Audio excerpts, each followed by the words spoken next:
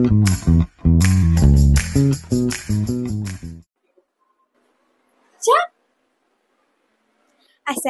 warahmatullahi wabarakatuh. Salam sejahtera, salam pendidikan berkualiti, insan terdidik, negara sejahtera. Bersama saya, Nur Alia Natasha binti Hasmawira, kru TV PSS SMK Taman Selayang yang sedang membuat liputan di Pesta Buku Antarabangsa Selangor pada tahun 2025. Bagaimanakah tercetusnya idea Cik untuk melukis lukisan ini? Saya memang suka melukis dari hati. Saya suka menulis, tapi eventually saya suka melukis. Lepas tu saya suka buat bibir dia besar sebab saya nak nampak emotions dia. Kalau dia sedih, dia monyok sangat. So saya rasa saya suka signature saya sebab saya rasa senang orang nak faham message yang saya nak sampaikan. Thank you Alia.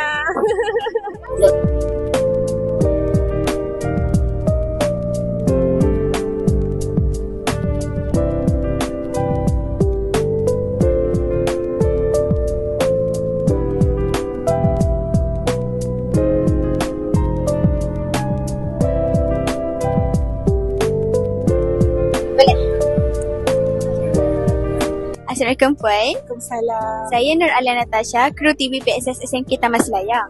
Okey, hari ini saya ada beberapa soalan untuk diajukan kepada Puan. Sebelum itu, boleh Puan perkenalkan diri? Boleh.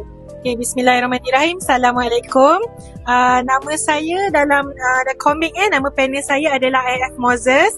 Tapi kebanyakan adik-adik sekolah juga panggil saya dengan nama Kak Farah. Dan saya adalah penulis dan juga pelukis komik bagi siri komik Gaza terbitan Iman Publication. Okey, soalan saya, apakah mesej utama Puan yang untuk disampaikan kepada pembaca? Okey, Masya Allah.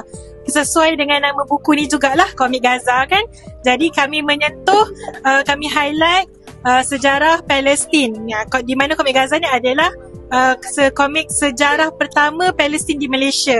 Jadi sesuai dengan namanya, kita nak educate dan kita didik anak-anak muda di Malaysia ni, di sekolah rendah dan juga sekolah menengah tentang sejarah Palestin lah.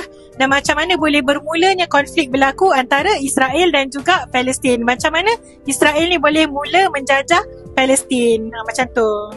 Okey, soalan seterusnya, adakah Puan merancang untuk keluarkan komik baru? InsyaAllah. Alhamdulillah setakat ni untuk siri komik Gaza saja kita dah ada 10 buah buku. Dan spin-off komik Gaza namanya Adik-Beradik Gaza, kita dah ada 7 buah buku, total up 17 buah buku. Jadi akan datang insyaAllah makin banyak siri yang kita akan keluarkan lah, setahun 6 buku insyaAllah. Dijangka mungkin akan ada around lebih 50 buah buku semuanya, insyaAllah. Terima kasih Puan. Terima kasih banyak-banyak juga ya. Pesta buku ini berlangsung dari 28 November hingga 7 Disember 2025 yang bertempat di Pusat Konvensyen Setia City Hall 1 dan 2 Shah Alam.